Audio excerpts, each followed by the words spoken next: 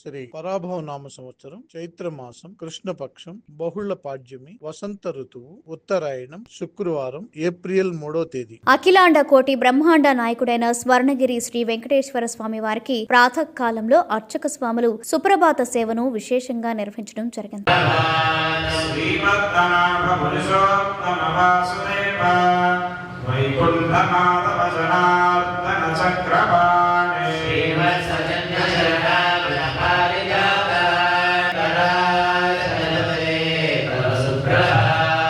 సుప్రభాత సేవ అనంతరం శ్రీ మహాలక్ష్మి అమ్మవారు 33 కోట్ల దేవతలు కొలువు తీరినట్టి గోపృష్ఠ దర్శనాన్ని చేయించడం జరిగింది.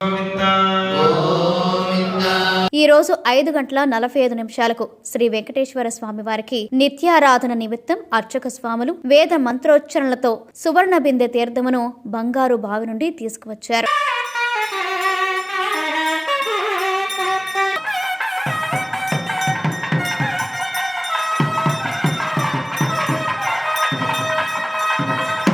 ఉదయం 7 గంటలకు శ్రీ వెంకటేశ్వర స్వామి వారిని మణిమయ శోభిత స్వర్ణాభరణాలతో పరిమళ భరత పుష్ప మాలలతో శోభాయమానంగా అలంకరించి సహస్ర నామార్చన సేవను ఘనంగా నిర్వహించారు.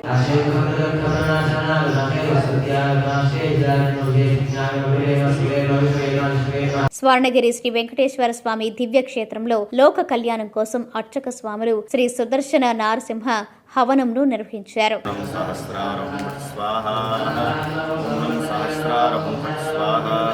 ఉదయం 10:30 జగదేక చక్రవర్తి అయిన శ్రీ పద్మావతి గోదాదేవి సమేత శ్రీ వెంకటేశ్వర స్వామి వారికి పట్టు పితాంబరాలు ధరింపచేసి నవరత్న ఖచ్చిత స్వర్ణాభరణాలతో పరిమళ భరత పుష్ప మాలలతో అలంకరించి శ్రీ స్వామివారి నిత్య కళ్యాణ మహోత్సవాన్ని అర్చక స్వాములు అంగరంగ వైభవంగా నిర్వహించారు. భక్తులు శ్రీవారి కళ్యాణ మహోత్సవాన్ని కన్నుల పండుగగా తిలకించారు.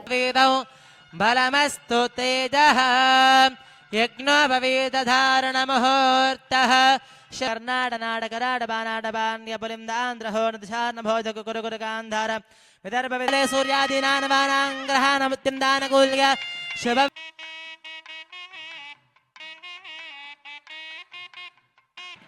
లక్ష్మీ వెంకటరమణ నమశ్చంద్ర సహోదరిగే నమస్తే మంగళాశాసన వరైర్మదాచార్య పురోగమైః సర్వైష్టపూర్వైరాచార్యైః సత్కృతాయాస్తు మంగళం.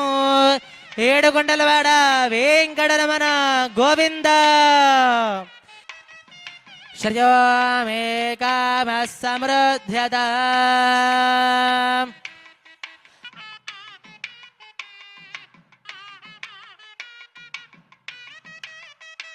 ప్రతిరోజు స్వర్ణగిరి దివ్యక్షేత్రంలో అఖిలాండ కోటి బ్రహ్మాండ నాయకుడి అన్నప్రసాద వితరణలో భాగంగా ఈ రోజు సుమారు 3000 మందికి పైగా భక్తుల నిత్యాన్న ప్రసాదాన్ని స్వీకరించారు.